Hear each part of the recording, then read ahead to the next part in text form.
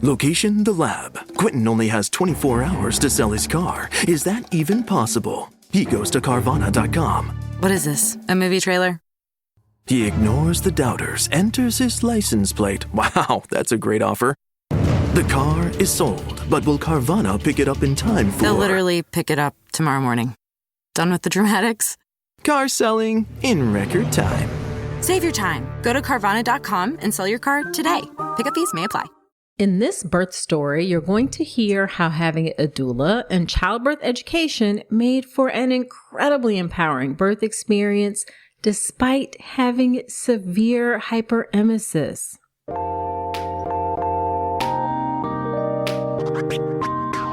Welcome to the All About Pregnancy and Birth podcast. I'm Dr. Nicole Calloway Rankins, a board-certified OBGYN who's been in practice for nearly 15 years. I've had the privilege of helping over 1,000 babies into this world, and I'm here to help you be calm, confident, and empowered to have a beautiful pregnancy and birth. Quick note, this podcast is for educational purposes only and is not a substitute for medical advice. Check out the full disclaimer at drnicolerankins.com/disclaimer. Now let's get to it. Hey there, before we dive into the episode, the Birth with Power Pathway launches in May. And if you're getting ready for your hospital birth, you don't want to miss it. It's the updated version of my online birth course designed to get you calm, confident, and empowered. Hop on my email list now at drnicolerankins.com/email to be the first to know when it's live. Hello there. Welcome to another episode of the podcast. This is episode number 234. Whether you're a new listener or a returning listener, you know I'm so glad you're spending some time with me today. In today's episode, we have Mary Rose. She's a new mom to baby girl Hattie, and she resides in small town Iowa on an acreage with her husband, daughter, 3 dogs, and 2 cats. She's an attorney by trade, and she's learning to navigate work-life balance. Aren't we all? Well, Mary Rose was extremely sick with hyperemesis gravidarum, that is extreme nausea and vomiting during pregnancy, and she really couldn't keep anything down for about 22 weeks. So you're going to hear about that experience as well as how she ultimately went on to have a great birth experience. She wanted an unmedicated birth, and she prepared for that through my online childbirth education class, the birth preparation course, as well as her doula's education. It was actually her husband's idea to get a doula after he went through the module in the birth preparation course with Mary Rose, and they consider that the best decision that they made. Their baby girl was born on her due date, which is also their anniversary, and she had a very fast birth. Her contractions started at 10 a.m. to get regular. She got to the hospital by 11. Her water broke and the baby was born 20 minutes later. So you are going to hear all about that in this episode. Now, before we hop into the episode, I mentioned how Mary Rose and her husband got prepared through the birth preparation course, and you can do the same. It is my online childbirth education class that gets you calm, confident, and empowered to have a beautiful birth in the hospital. You can check out all the details of the birth preparation course and join and get prepared yourself at drnicolerankins.com/enroll. All right, let's get into this birth story with Mary Rose.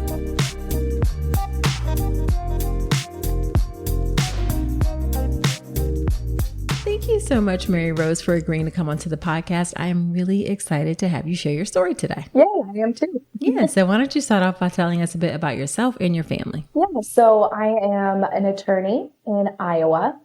I am married to my husband that is an engineer, and we live in very small town Iowa. Our town's about 1,500 people. Oh, wow. Yes, it's very small. We love it though. We love the community. Nice. Yes. And we have an acreage with 3 dogs, 2 cats, and now our baby daughter. Oh, I love it. That's nice. That's nice. So in order to understand the birth, we always have to talk about the pregnancy. In your case, we specifically need to talk about you had a terrible time with hyperemesis.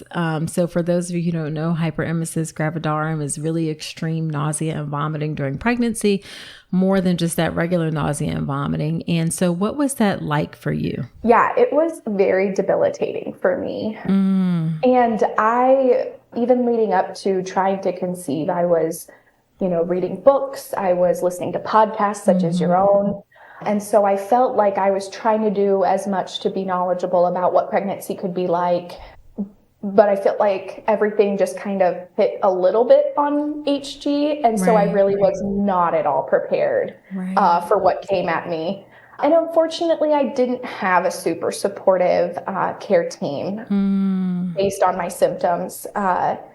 And I've recently listened to your podcast episode with the Her Foundation, and I know I will be utilizing that resource the second time around, because when you're in it, it's so hard to try to advocate for yourself when you're that debilitated. Oh my gosh. Yeah. So it was, just really early for me. I think my first appointment wasn't until 10 weeks, but I was almost like at 7 and 8 weeks, very nauseous, throwing up a lot.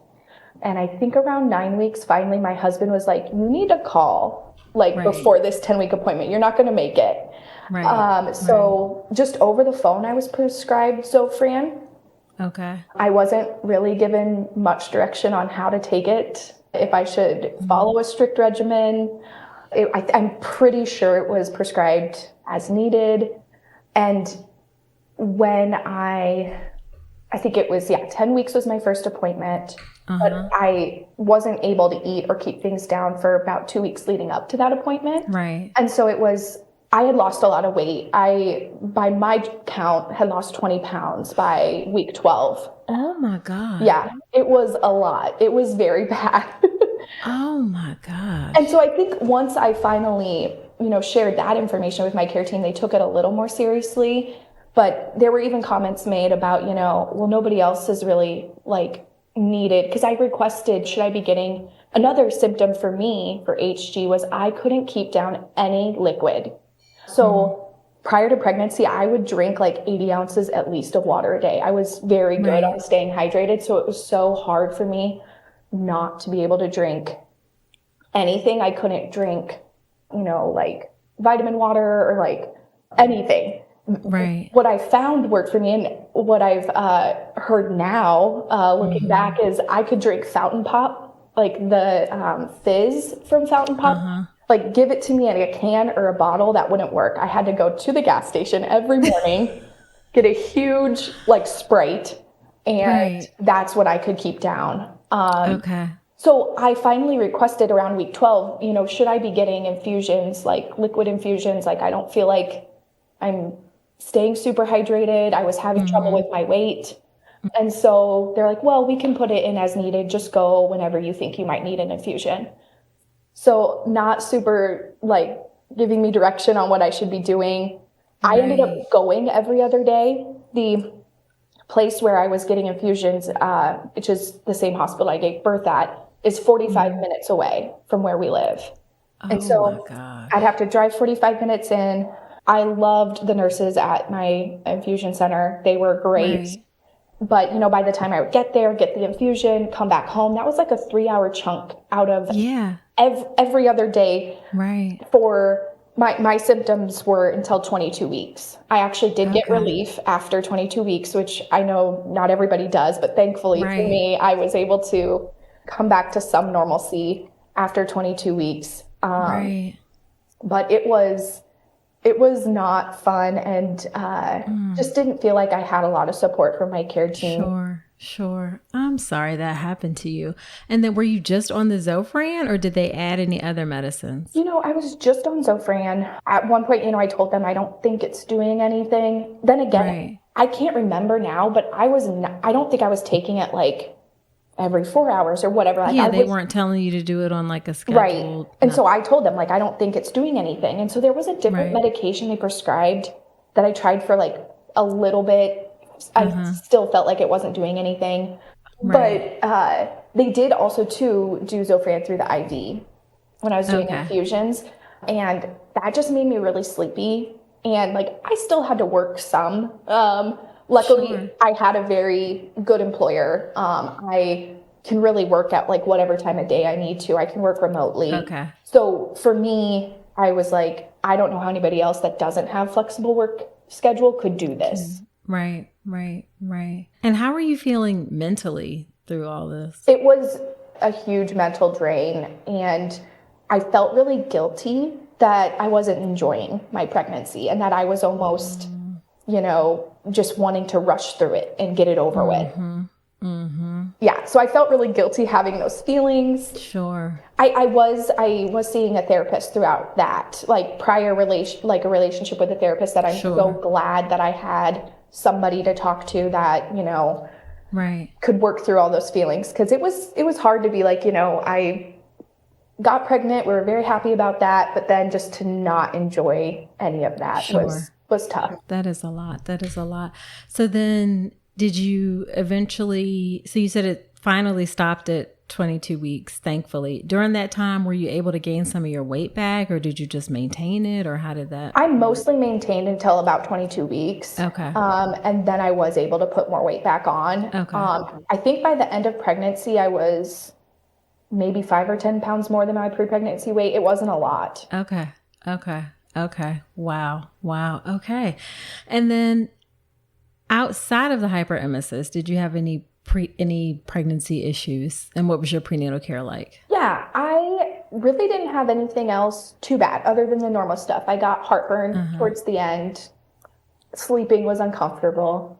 Right. But honestly, after hyperemesis, I was like welcoming those symptoms. I was like, I can do this. I can have heartburn. This is much easier. Yeah. Than puking and constantly, yes. So really, the rest of the pregnancy was pretty smooth sailing for me. I did see a chiropractor that specialized in prenatal care.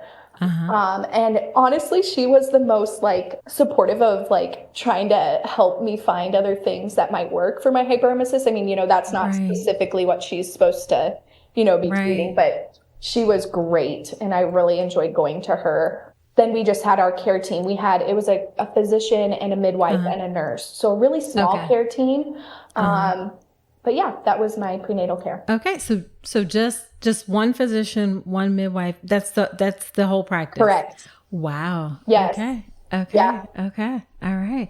And then how did you feel because they weren't necessarily as supportive as they could have been about the hyperemesis, how did that make you feel about the rest of your care that you were receiving? Did things get better, or how did you feel? Yeah, that really started to make me nervous about what I might want. I did your course on making a birth plan.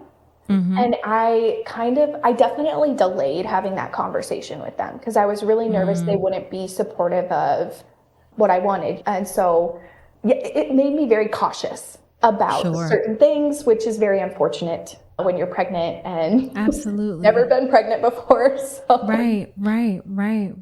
And you are in rural Iowa. So how many options did you even have around you? Yeah. So there's 2 main hospitals about 30 minutes north of us in the biggest city we're closest to. And so there are 2 different health networks that you could pick from. They both had midwife groups that had OBs that practiced with them as well. But then there's this really small practice doctor that practices with a midwife, and almost everybody I talked to recommended them. The OB is really good, and my primary care, who had 4 children of her own, recommended him. She's like, I've done rotations in the ER. I know who you want as your physician if something would go wrong. Okay. And so I also was, by everybody that recommended this practice, told, the doctor doesn't have the best bedside manner, but he's very good at what he does. And so you kind of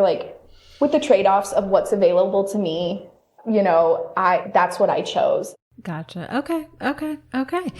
And so then you said you took my birth plan class. What else did you do to prepare for your birth? Yeah, so I read a few books, Expecting Better by Emily Oster. I'm a economics major, and so So that was right up your alley. it was great. I love statistics. And that Yes. really like eased me too on like certain things. I was like, well, let me look at the data and like statistically.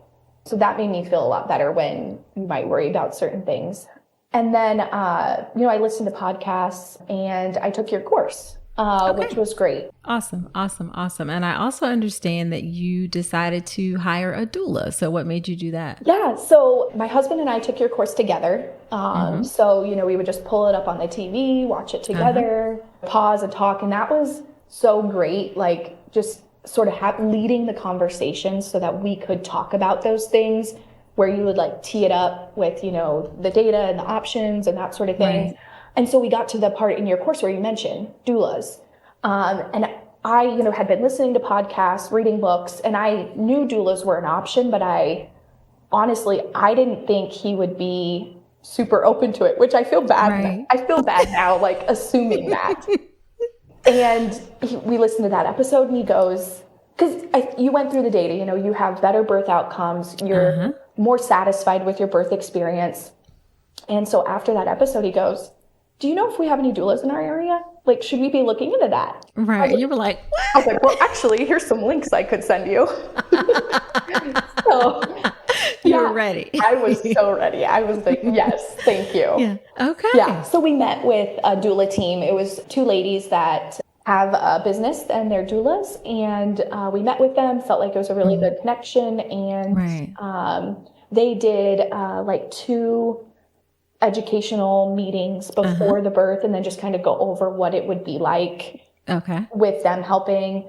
And then they had like, we got a schedule, like if you would go into labor at this day, you would text this doula. So we could have had either one. Got it. It was great. I recommend, if you have the resources, that's another unfortunate part, is we were just lucky enough that we could choose that option. It was beneficial. Sure. I like that, sometimes I see that doulas struggle with like having to be available all of the time, but it sounds like they got together and created a nice little system where this time you get one, the other time you get another. Yeah. And that kind of eased me too, because I know obviously they have other clients and other things as well. So that eased my concerns of, being available, and so no, it worked out great. Absolutely. Let's talk about something most pregnant women aren't getting enough of: omega-3 DHA. The recommendation is over 200 milligrams a day, but less than 5% of pregnant women in the U.S. meet that. That's one of the reasons I love Ritual's Essential Prenatal. It has 350 milligrams of vegan DHA, plus other key nutrients like methylated folate and choline to support baby's neural tube development. As an OBGYN, I appreciate that Ritual goes beyond the basics. The formula is science-backed, third-party tested for heavy metals and microbes, and every ingredient is traceable. And the delayed release design, it's gentle on the stomach, something that really matters, especially if there's trouble with nausea during pregnancy. You deserve to know exactly what you're putting into your body, especially when it comes to prenatal multivitamins. And with Ritual's dedication to traceable science and sourcing, you always will. See for yourself with 25% off your first month at ritual.com/Dr. Nicole. Start Ritual or add Essential Prenatal to your subscription today. That's ritual.com/Dr. Nicole for 25% off your first month. So what are some things that you wanted for your birth? Yeah, so I just wanted a healthy baby, honestly. Okay. After, really thinking about what I wanted, my mom said, she had 2 long labors with me and my sister. And so I was mentally preparing that maybe I would want, and she also did it without medication. So I'm a pretty competitive person, which I also get from my mother. And so I'm like, oh, I'm going to try to go as long as I can. Right. And that's what I wanted. I wanted to try to go as long as I could without pain medication, but I was very open to it. Sure. I was like, if I'm in labor for 24 hours and we're not progressing or whatever, like I am open to an epidural, whatever. Got it. So I really did try to have that flexible mindset of, I'm open to whatever might happen and trusting. Okay. Honestly, I did really trust my care team too, as to like what might happen during my labor, like that things would be discussed with me when it was appropriate, and that I would trust them to bring up things as needed. Gotcha. Now, did you eventually have the discussion with them about your birth plan? I did, yes. And luckily, it was good. And luckily, it was the midwife. So it would be the midwife or the OB would see you at your appointments. And just that day that I brought it with me, it was the midwife. And she did great, discussing it with me. So no, it did go well. Gotcha. And then was there anything that you were scared about going into birth? So, and you hear like, you'll know what a contraction is when you feel it. You'll know when you're in labor. Right. I was just like, will I? I don't know, because I've never been through it. And we live 45 minutes away from a hospital. So I was nervous about that,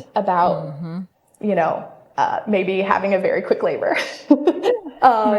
So that, and then just that something would either happen to the baby or me. And that's why I was like, I'm really going to trust my care team to recommend interventions when appropriate, because my baby's health and my health are what's most important. Gotcha. Okay. So then what was your labor and birth like? Yes. So I'll start the day before. So my due date was St. Patrick's Day, which is me and my husband's anniversary as well. Oh my goodness. So everybody's like, you're not going to have your baby that day. Right. Of course. So the day before, which was a Thursday, I was just like, I felt like I was leaking. Like amniotic fluid is maybe what I thought. Okay. Like no burst of water, nothing, but I just constantly felt like I was leaking. I'm like, I don't feel like this is pee. Right. So we called and they're like, just come in, we'll check you to see if it's amniotic fluid. So we went in Thursday, right around dinner time, I would say, and they checked. It wasn't amniotic fluid. I think I was 4 centimeters. Okay. Yeah, so I had started to progress, and I would think I was like 70% effaced. Right. But no contractions. And I knew I wanted to, labor at home as long as I could. So they checked me, and they're like, go home, and just go home. So right. I don't know, I kind of had a sense it was going to be soon. And so I was like, let's go get burgers. Like, I want to have a good meal. A nice, good meal. Yeah. Right. Yeah. So we went and we got some burgers and headed home. And I went to bed that night. Just, I felt like throughout the night I was starting to have contractions. Okay. But I was able to sleep through them. Like, I would wake up and be like, oh, that feels like something's happening, but I'm just going to go back to sleep. It's not keeping me awake. Sure. And then Friday morning, which was St. Patrick's Day, I woke up around 7 o'clock, and like right as I got out of bed to go walk down the hall to our bathroom, I knew. Like, I was like, ooh, these are stronger. This is it. Right. Yeah, we're getting ready. So I remember walking out to the living room to tell my husband, like, this is it. Like, these are labor contractions. And I remember him, because the weeks leading up, I was kind of having some Braxton Hicks. And I remember trying to explain them to him. And he was just like, oh, okay. Like, you could just tell he didn't get it, like what was going on. Like, he's like, are you in labor? I don't understand what you're telling me. Right. Like, what? Yeah. And so that morning I told him, like, this is it. This is go time. And I remember him just being like, okay, like, I'll go take a shower. And I remember being like, it's like, dude, let's, like I said, let's have some urgency to our actions. So I started to time them, but they were very erratic. It was like 10 minutes, 3 minutes, 4, 5, 7. And so I had been texting my doula since that morning. She was actually like, I would say 2 hours away in postnatal. Our doulas will do a post-birth visit as well. So she was doing one of those. Right. And she was just like, just keep me updated. Like, I can leave whenever and reschedule, this visit. Right. And I told her, like, these are very sporadic. They're not super consistent. And she's like, well, get into a position and just stay in that position. Because I had been getting up, doing the ball, laying down on my side. And so I finally just laid down on my side. And then I was timing them, and they were consistent at about like 5 to 6 minutes apart. Right. Right. And, I think my doula, knowing I wanted to go pain-free, she didn't seem as urgent about, going anywhere. Right. My husband was on the phone with his sister, and he's like, yeah, they're about 5 to 6 minutes apart. And I was becoming to the point where I couldn't really talk through them when they were happening. And to other people's credit that say it, like, I did know it was a labor contraction. Like, you feel it coming, you get ready. It's really, really bad, but it's going to get better. Yep. And his sister was like, you guys might want to go to the hospital. Like, you guys might want to start getting ready. And so we called our practice, and they were like, yeah, why don't you head in? And so we headed in, and our doula was like, I'm leaving right now. I'll meet you guys at the hospital. So we probably left at like 10:45, I would say. Got to the hospital about 11:30. And the drive to the hospital was kind of funny because I would go in and out of contractions, and my husband said it was the weirdest thing. He's like, you were fine.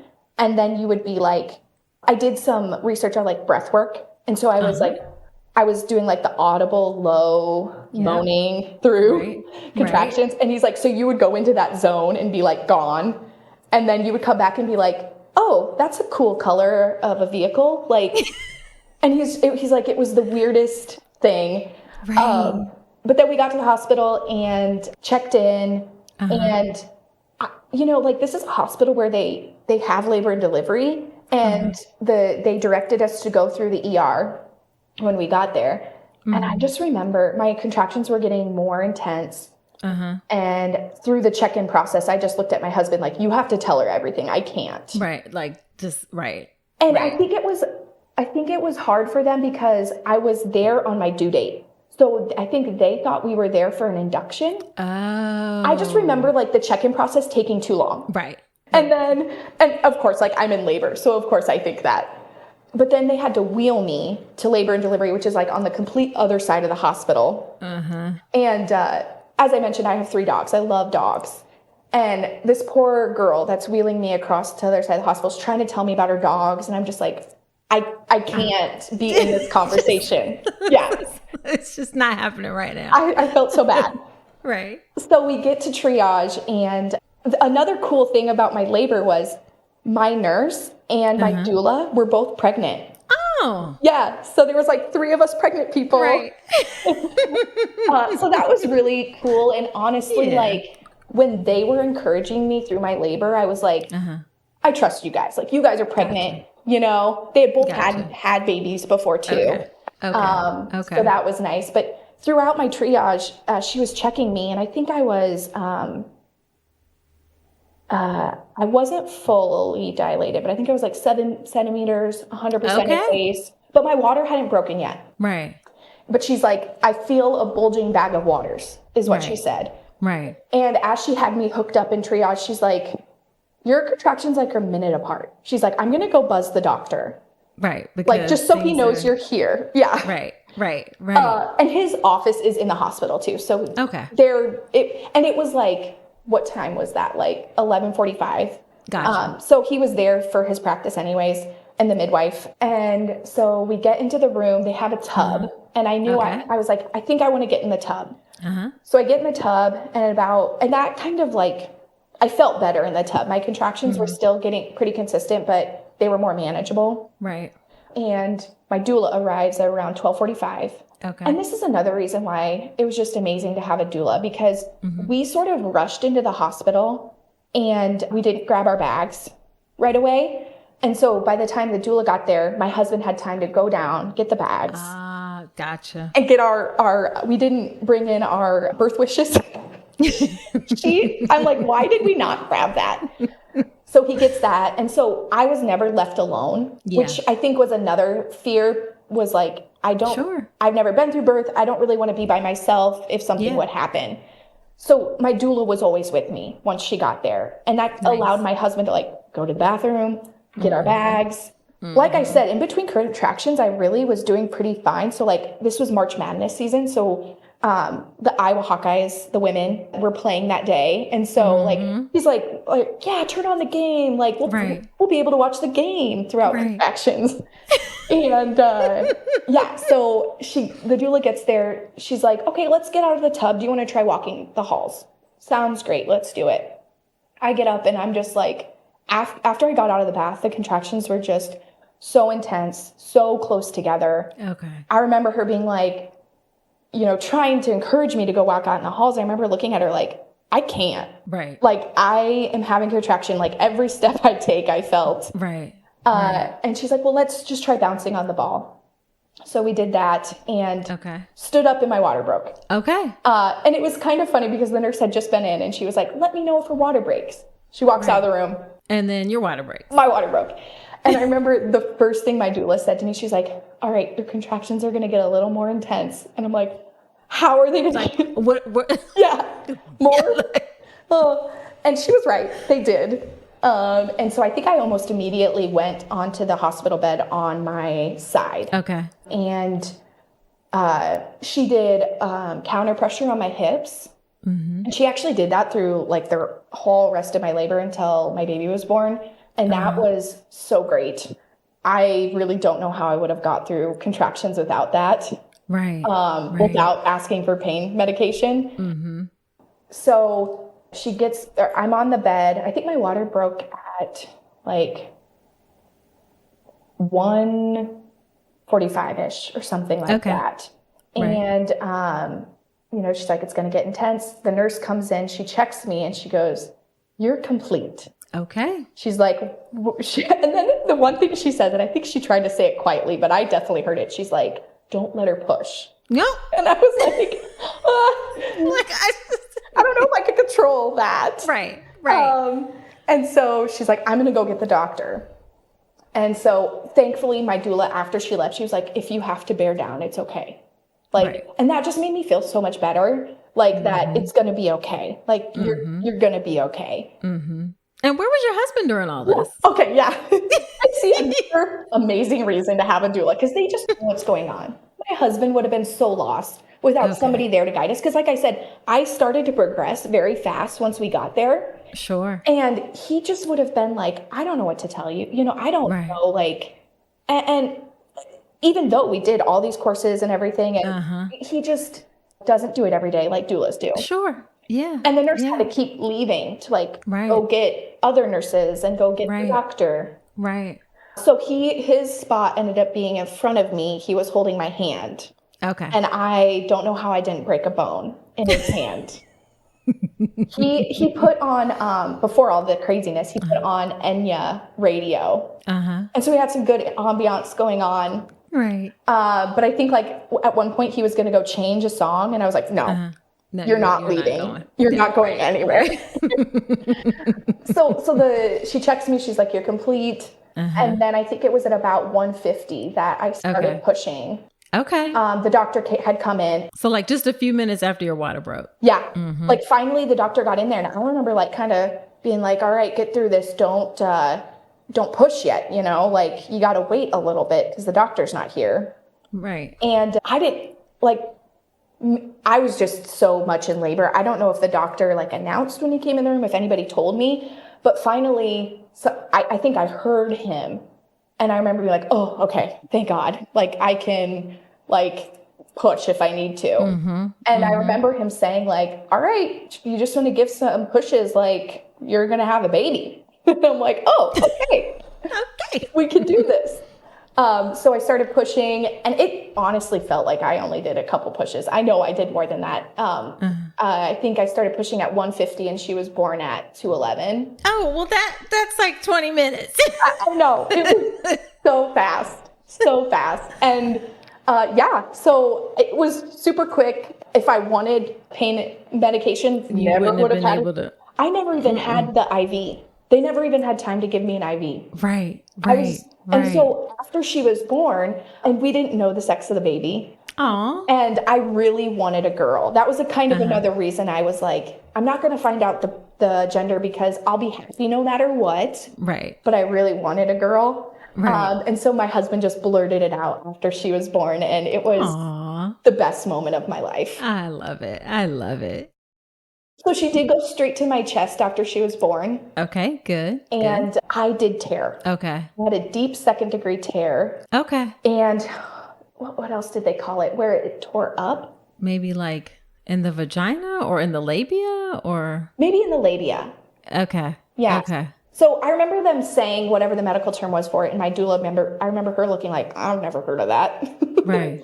But they were giving me shots like of To numb it Pitocin. up. And then also I was getting shots down there to get numb. Cause he was like, I could hear some urgency in his voice with like getting me shots and stuff for the nurses. Sure. Because I think the baby nurse had gotten to the room like very close to her actually being born. Right. Right. So she went to my chest right away, but then they did take her, and bless the nurse, the baby nurse, because she was like, oh, she's a happy, healthy baby, but her oxygen levels just aren't what I want them to be. So, and my husband said they took her and like they were suctioning things out of her mouth. But she was just so calm and reassuring, because that was one of my fears, something would be wrong with her. Sure. But just the way she handled it just made me feel at ease. And she wasn't gone, but a few minutes. And then she came back and we right away started, trying to latch, and she latched pretty easily. And we had a baby. And then I think the Iowa Hawkeyes hadn't even started playing yet. I love it. Well, let me ask, when you pushed, were you like, did they have you get on your back and push, or were you on your side, or how did that work for pushing and for the birth? I think I remember them like maybe encouraging me to try to go on my back, but I was like, no, like I feel comfortable on my side.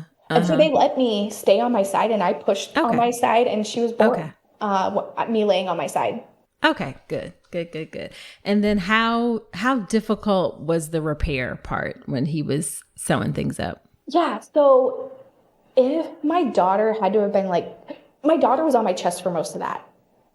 So like our doula was taking pictures, and I can't say it wasn't like painful, but it was like discomforting because I could feel tugging. And I remember too, he had to push on my stomach, I think, to help my placenta get out. It wasn't like just super going on its own. Right. But I remember like I had my baby. Yeah. And so I was just like, I know there's all this other stuff going on. Right, I could definitely feel, I don't remember the shots being like super painful. Okay. I remember feeling them, but then it did get completely numb, and then I just felt like the discomfort kind of down there, the pulling. Gotcha. Yeah. Okay.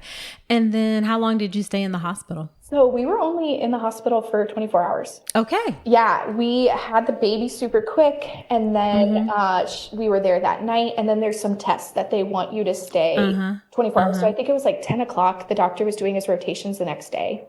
Right. And he was like, I was doing good. Baby was doing good. He's like, you guys want to go home today? And this is also Friday. So like staying would have been a Saturday. And I mean, I don't know if that had anything to do with it, but the hospital beds the bed that was provided to my husband was horrible.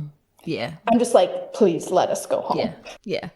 And just to get into your home environment and just feel more comfortable. Yeah. I was doing fine. Our baby was doing fine. So yeah, I think by like 3 o'clock the next day, we were checking out and going home. Nice. So then what was the postpartum period like for you? It was pretty good. The first night, though, I remember putting her in the bassinet next to me in bed and being like, I can't go to sleep. I'm like just so nervous that something's going to happen to her while I'm sleeping, even though she's right next to me. Yeah. And thankfully, my mom was here. We have 3 dogs, as I mentioned. So she came right away to take care of the dogs. And she was like, I'll stay however long you want me to stay. Right. And thank God she was there that night, because I went out to her and I was like, I need to sleep. Can you watch her? because I can't sleep. And she's like, yes, like go to bed. She like binge watched a show on HBO. Grandma was ready. Oh, yes. So ready. So that was helpful. And then I did do placenta encapsulation. Oh, interesting. Okay. Yeah. So the doula team that we worked with, one of the ladies also does placenta encapsulation. And so I did take that throughout my pregnancy or throughout my postpartum. Okay. How did the hospital react to you deciding that you wanted to keep the placenta? Yeah. So that was something that I was, again, kind of nervous to bring up. But they were just like, yep, sounds good. We'll just, they kept saying like, just make sure the team that day when you are giving birth knows that you want to take it. And then the doula came with her cooler and everything. She was going to take it. Okay. And it was really interesting too. The doulas said that normally placentas would make like 80 capsules and or 90, and mine made 180. My placenta was like double. You had a huge placenta. Yeah, was like double the size of placenta she normally did. Okay. So I don't know. I had plenty of placenta pills. Okay. How long did you take those? I only took them for like a month. I felt like after that period, I was kind of getting into more of a routine. And honestly, I just didn't love the taste of them. It did have a very, just like when you take like fish oil pills, there's that little back, taste. And so I was like, I feel like I've gotten over the hump of like the really hard mental part of it. And so I just did a month, although I had pills that could have lasted me longer. Gotcha. And what made you decide to do placenta encapsulation? Yeah. So I, through reading books and everything, I was like, there's really no data to suggest that it super helps in any way. There's not been a lot of scientific trials or anything, but there's no really downside. So I was like, if there's something I could do that could potentially help me, I'm going to try. And I didn't have anything during pregnancy. Yeah, you didn't have any infection, or meconium or GBS or anything like that. So I was like, let's do it. Okay. All right. And then how was breastfeeding? It was pretty good. Honestly, at the beginning, it was good. I did have to go back to work around 8 weeks. And I started pumping, and my letdown just became too fast. So she would choke. Because it was just... Yeah. And so I had to go to exclusively pumping and bottles, which I didn't love. I really did enjoy the actual breastfeeding part of it. And I didn't love pumping, but I had to go back to work and I wanted to give her breast milk. So that's what we did. America has such terrible parental leave. So. I agree. Yes, it's just embarrassing. Yes. Yes. And then did your doula come to see you at home? Yeah. So I think like 2 or 3 weeks after, they came and did a visit post-birth. And then so that was with the doula that was at our birth was sick. And so the other doula came for that visit. Okay. Everything was going good, answering questions. We kind of troubleshooted a little bit on my breastfeeding issues and stuff like that. And then actually through the package we got with our doulas, we had, what do they call it? Post-birth, like where the doula would come and basically do whatever you needed, like cooking, cleaning, just watching the baby while you slept. Right. And so that was the doula that was at our birth for that visit. And she came and she made some like energy balls, and she watched my baby while I took a nap, which honestly was just like, it sounds so simple, but it's huge. It made the biggest difference. Yeah, absolutely. And then I guess last question, what about your physical healing? Like, do you feel like you healed up well physically? Yes, I do. It to me, again, it's so bizarre that we don't have a visit until 6 weeks. I had some tearing. And so luckily I was able to, I think a friend or somebody told me like, really do your baths, like do 3 baths a day. And I think that helped. Yeah. But then it's like you have a baby and you're supposed to sit and breastfeed for a lot of the time. That's a lot. Yes. We didn't have a lazy boy or like a good recliner before the baby came. And I think it was like a week or 2 after she was born. Right. We went and got one. Okay. We're like, we need something. We're in this all the time, feeding her. Yes. So, but physically, just recovering from the tear, which I recovered great. Okay. And then, I don't feel like I had any issues really recovering physically. Okay, good. So then how do you feel overall about your pregnancy and birth experience? Yeah, my birth experience went way different than I thought. I was mentally preparing for a long labor. It went super fast, but I really am satisfied with it. And I attribute a lot of that to the education I did while I was pregnant and hiring a doula. Mm-hmm. So the pregnancy part wasn't great, but the end result was amazing. So yeah, I love it. So then as we wrap up, what is your one favorite piece of advice that you would give to someone who's having a baby? Yeah, so as much education as you can do, that's just super beneficial because you might not have a care team that is maybe supportive of some issues you're going through. Mm-hmm. So, and honestly, the more education you could do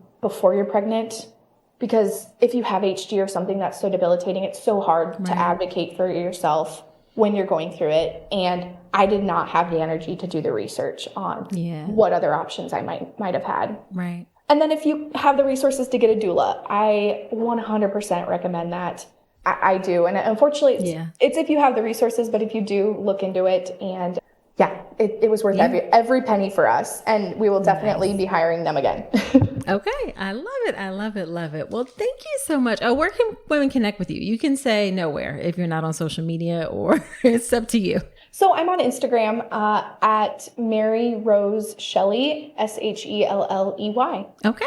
All right. Well, thank you so much for agreeing to come on and share your story. I'm so glad that everything went well, and I know folks are going to love it and learn a lot from your experience. So thank you. Thank you so much.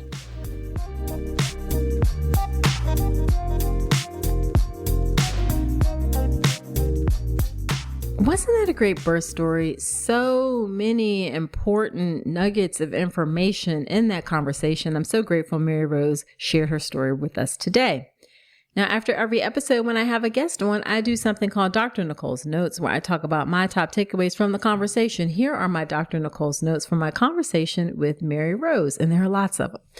Number one, it's okay if you don't enjoy being pregnant. She felt guilty about wanting the pregnancy to be over so her hyperemesis could end.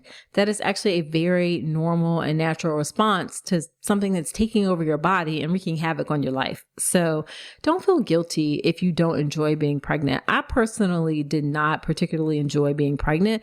The only thing I enjoyed was feeling the kicks and the movement. Other than that, I just felt enormous and my butt was huge, and people would always comment, are you having twins? And stupid stuff like that. So I just didn't particularly enjoy being pregnant. Doesn't mean at all that you don't absolutely love your children with everything you have in you. Of course we do.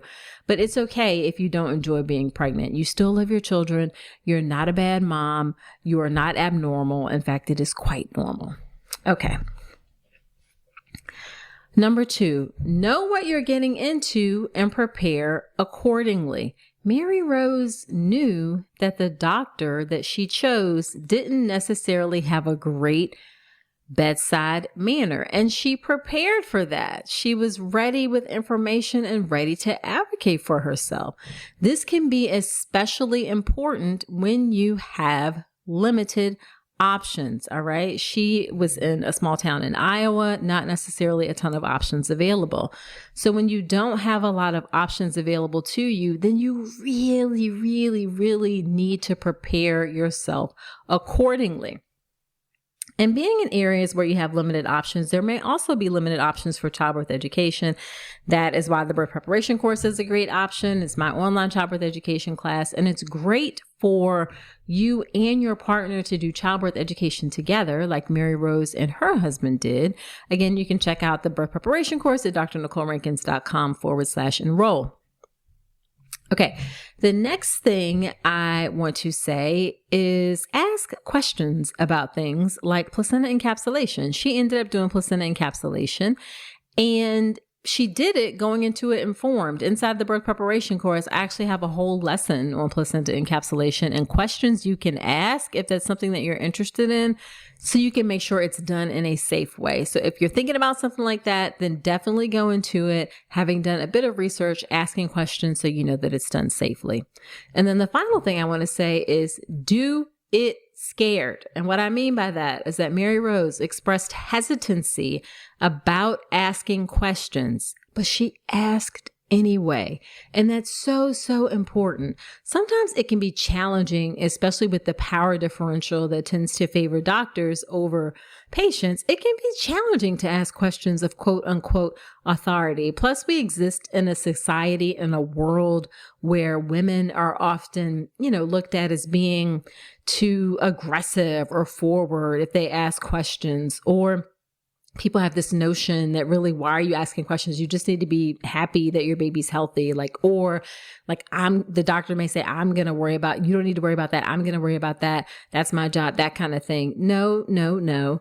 You have the right to ask questions, and you should, so you can feel informed and empowered about everything that's going on in your pregnancy and birth. It is you, your pregnancy, your birth. That doctor is going to go home at the end of the day. You're still going to be pregnant. So even if you're scared for whatever reason, whether it's socialized to do so, that power differential, whatever the reason is, even if you're scared, ask those questions while you're scared. It is so, so important, and you deserve to have an informed and empowered birth experience.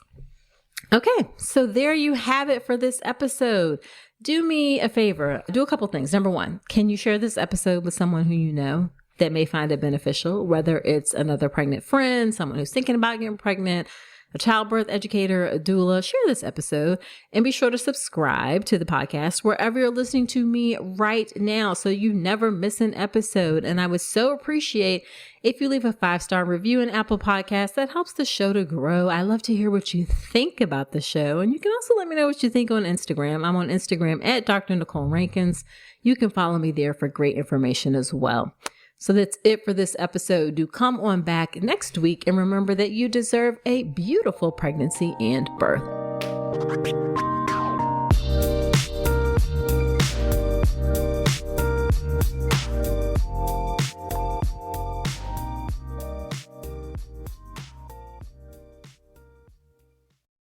Time is precious, and so are our pets. So time with our pets is extra precious. That's why we started Dutch. Dutch provides 24/7 access to licensed vets with unlimited virtual visits and follow-ups for up to 5 pets. You can message a vet at any time and schedule a video visit the same day. Our vets can even prescribe medication for many ailments, and shipping is always free. With Dutch, you'll get more time with your pets and year-round peace of mind when it comes to their vet care.